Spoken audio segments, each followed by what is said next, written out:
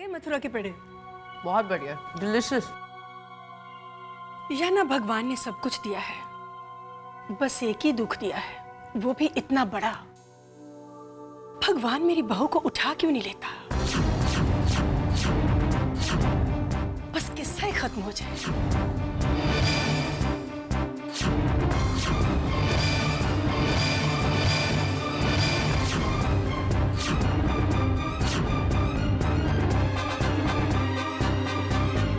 मैं तुम्ही से मिलने आ रही थी। एक्चुअली श्वेता किसी की बात सुनने को राजी नहीं हो रही है, और वहां घर पर उर्वशी और करण की मदद के लिए आई जस्ट। बाहर वालों के सामने आप अपनी बहू को बद्दुआएं दे रही हैं। आपके पास कोई काम नहीं? तुम्हें बताओ बेटा, मैं क्या करूं? जिसके पास जो होगा उसी के बारे में बात करूंगी ना। क्यों वो हमारा घर छोड़ के नहीं चली जाती? क्यों वो हमारी जिंदगी के साथ एक जोंक की तरह चिपक गई है? हमारे वंश का सवाल है। बस मां, बस। वंश वंश वंश, इस वंश की चिंता में आप कृतिका के मरने की दुआ मांग रही? हो गया आपको? मुझे कोई बेटा बेटा नहीं चाहिए, दैट्स ऑल। लेकिन बेटा हमारा खानदान। बस मां, बस।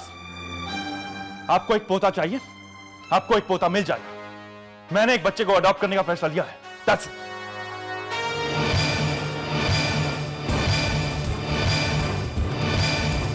सुधांशु, मैं अपने वंश के खून में मिलावट बिल्कुल बर्दाश्त नहीं करूंगी। तुम ऐसा कुछ नहीं करोगे। मैं बिल्कुल ऐसा ही करूंगा, और देखता हूं मुझे कौन रोकता है। मैं अभी जाकर कृतिका से बात करता हूं। दोबारा इस घर में इस बात को लेकर कलह नहीं होगी, बस। सुधांशु, सुधांशु! आंटी, तुम बताओ अब मैं क्या करूं? अगर ये लड़का बच्चे को गोद ले लेगा तो अनर्थ हो जाएगा। इस अनर्थ से सिर्फ एक ही इंसान हमें बचा सकता है, भागवत जी। प्रियंवदा देवी।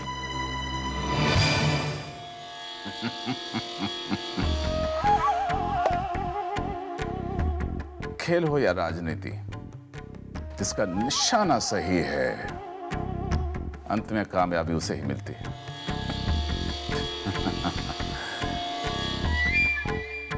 हमारी बहू, जो अब आपकी बहू है, हमारा खानदान तो खत्म करके चली गई थी।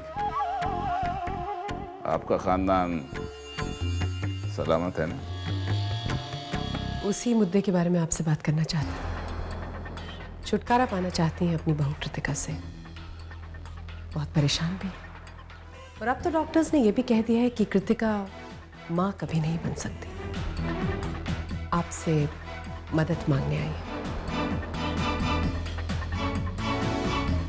इस मामले में मैं कुछ भी नहीं कर सकता, मेरे हाथ में कुछ भी नहीं है।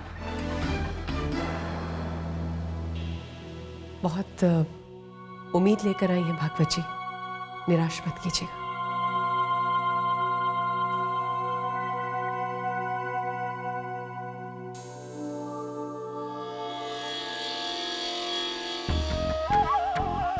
एक आदमी है,